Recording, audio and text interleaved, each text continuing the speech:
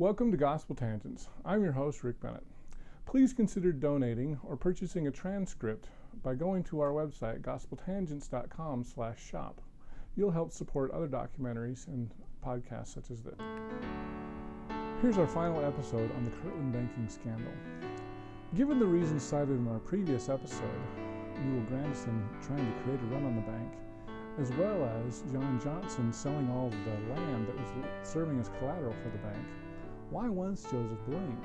Are there other reasons that we need to talk about?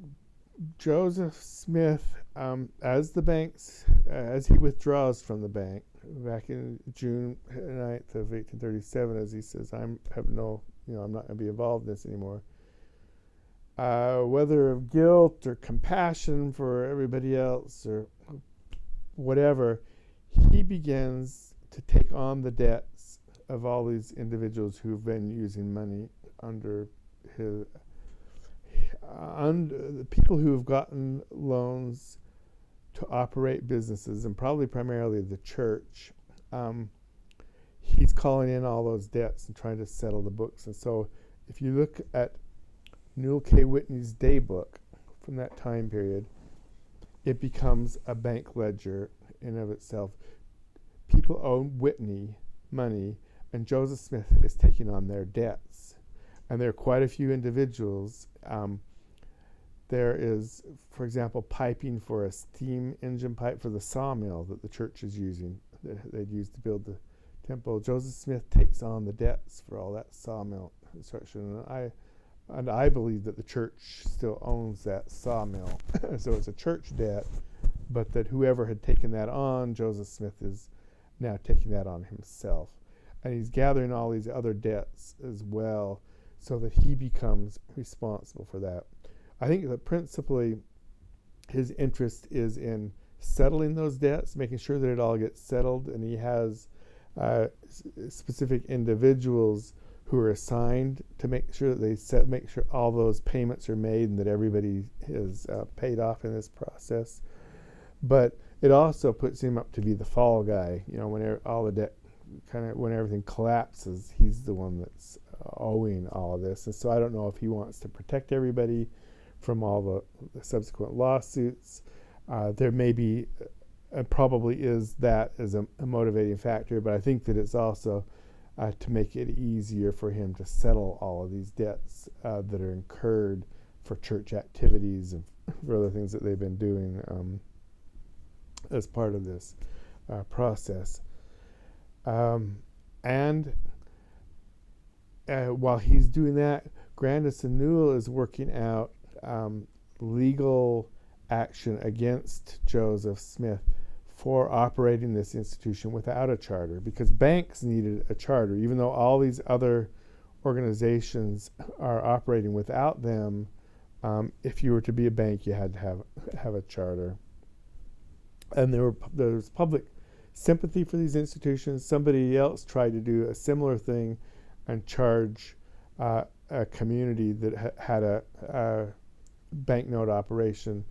They were trying to try them for not operating without a bank charter, and the jury didn't even leave the jury box to deliver a non-guilty verdict. They listened to all the evidence and they said he's not guilty, because they considered that even though he'd done that was just kind of normal practice. That's what everybody needed to do to make finances work, because the federal government wasn't issuing paper money.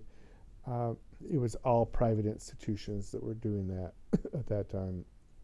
Now, did that exonerate Joseph for operating the institution without a bank charter? Well, no, because he ended up being tried for it and convicted for that. But did Joseph have honorable intentions through the whole thing? Absolutely. And he tried and made every effort to pay off all the debts that were incurred in this process. And even the very last night of his life, while he's laying on the floor of Carthage jail, he's still dreaming about those Kirtland troubles. And he'd been, weeks before that, sending letters out to people and warning people to not take Kirtland banknotes. They weren't good anymore, and it haunted him for a long time afterward. But he was tried, and he was convicted. Grandison Newell's the one that led the whole thing, and as the one promoting it, he got paid half of the fine. So he got paid $500, and the other $500 was supposed to go to the government. The judge that listed all this and the prosecuting attorney were both Grandison Newell's business partners, and so it was hard for them to come up with any other decision than one in favor of Grandison Newell. But they Newell later double dipped, and he got paid the other half as well. So he ended up getting twice as much money as he was legally owed for this whole affair. So he came out doing very well in the whole thing. So he made a lot of money. What was Joseph convicted of then? He was convicted of operating a bank without a charter. Oh, okay. Was it justified? I don't think so. I think you can make a case that the conviction was not legally valid, but I'm not an attorney, and I'm not really in a position to judge that well, and so I'm hoping that the attorneys will all get together and look at that carefully and decide among them, whether he deserved the conviction or not. But it happened. I'll have to ask Richard Turley. Isn't he an attorney? He is. Maybe he can tell you. I want to talk to him too. So. Good.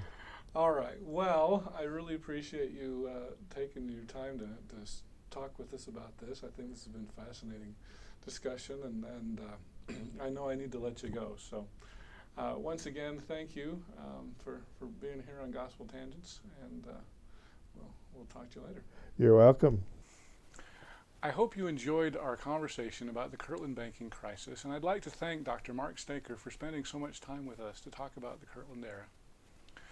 In our next episode, we'll talk to Dr. Richard Bennett, BYU professor in church history and religion, and we'll ask about the Kirtland Temple. It was more open to the general public than our modern LDS temples. There was no chapel in Kirtland. There was no chapel in Nauvoo. We were building temples long before we built chapels. So yes, it was an assembly place. Click here to subscribe, click here for a transcript, and over here you'll see some other videos that we've done here on YouTube. We hope you'll use this as a valuable resource to learn more about Mormon history.